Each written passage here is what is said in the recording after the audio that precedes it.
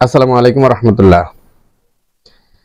আজকে পবিত্র জুমার নামাজকে কেন্দ্র করে আমাদের জাতীয় মসজিদ বাইতুল মোকাররমে যে অকল্পনীয় এবং দুর্ঘটনাটি ঘটে গেল, কে খুতবা পাঠ করবেন?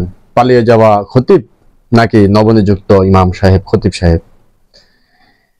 এটিকে কেন্দ্র করে ধাওয়া পাল্টা ধাওয়া, গ্রেপ্তার এবং রক্তাক্ত হয়ে উঠেছে আমাদের প্রিয় মসজিদ, জাতীয় মসজিদ বাইতুল মোকাররম। এটি কিসের ইঙ্গিত বহন করে? আমরা ক্ষমা করে দিয়েছি, ক্ষমা করতে জানি এবং বিচার বহির্ভূত হত্যাকাণ্ড থেকে দেশকে একটি সুশীল, সুন্দর আইনের শাসন প্রতিষ্ঠার জন্য পরিকল্পিতভাবে দেশকে সামনের দিকে এগিয়ে নিয়ে যাওয়ার জন্য যে প্রচেষ্টা, সেটা আমাদের সবার। এবং জুলাই থেকে শুরু হয়ে আগস্টের 5 তারিখ পর্যন্ত যে গণ অভ্যুত্থান, সেটিও কারোর একার অভ্যুত্থান কিংবা একক আন্দোলন ছিল না। এটিও ছাত্র জনতার আন্দোলন এবং বলা যায় গত 15 বছরের জুলুম নিপীড়নের এক তীব্র আন্দোলন ছিল বাংলাদেশ জাতীয়তাবাদী দল বিএনপির। এখন আমরা যে সুশীলদের কথা শুনে কিংবা সুশীলদেরকে নিয়ে দেশ পরিচালিত করতেছি, একটু খেয়াল করলে দেখবেন এই সুশীলরাই কিন্তু গত 15 বছর এই ফ্যাসিস্ট সরকারকে এবং তার মদতদাতা যারা ছিল, লেজুর ভিত্তিক যারা ছিল, সকলকে রাষ্ট্র ক্ষমতা থাকার জন্য প্রত্যক্ষ এবং পরোক্ষভাবে সাহায্য সহযোগিতা করেছেন। তো আজকে এসে সে সকল সুশীলরা খুব উচ্চস্বরে বলতেছেন যে দেশ শান্তি ও প্রগতিশীল হবে, সকলের বিচার হবে।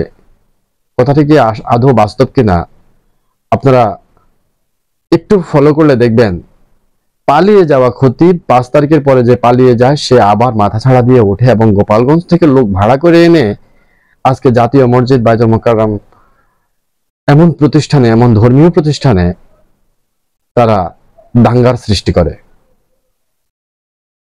কোথায় থেকে পায় সাহস? ঢাকা বিশ্ববিদ্যালয়ে সাবেক ছাত্রলীগ 5 নেতার গণপিটুনিতে চোর সন্দেহে নিরীহ ব্যক্তির হত্যা কিসের ইঙ্গিত বহন করে?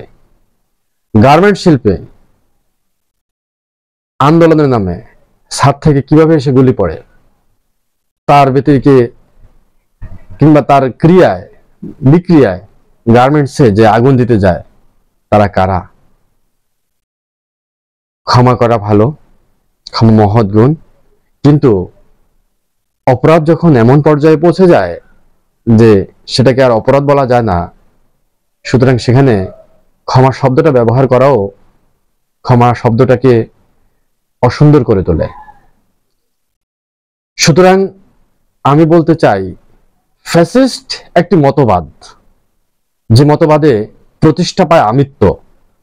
সে আমিত্বের সংস্কৃতি থেকে একজন ফ্যাসিস্ট খুব দ্রুত বেরিয়ে আসতে পারে না। বাংলাদেশের প্রত্যেকটি প্রতিষ্ঠানে এখনো ফ্যাসিস্ট মতবাদের, অর্থাৎ আওয়ামী লীগের ভিত্তিক যারা, তারাই তাদের নিয়ম কানুন প্রতিষ্ঠা করে তাদের ক্ষমতা প্রয়োগ করতেছে।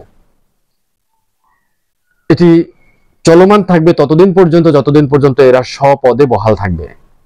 সুতরাং বর্তমান সরকারকে, বর্তমান সুশীলদেরকে আরো বুদ্ধিদীপ্ত হয়ে, আরো প্রাজ্ঞতার পরিচয় দিয়ে, আরো সাহসিকতার সঞ্চয় করে অভিযানে নামতে হবে, যে অভিযানে 24 ঘন্টার মধ্যে সকল ফ্যাসিস্টদেরকে সরিয়ে দিয়ে সেখানে ন্যায় প্রতিষ্ঠার ব্যক্তিবর্গকে পদায়ন করতে হবে।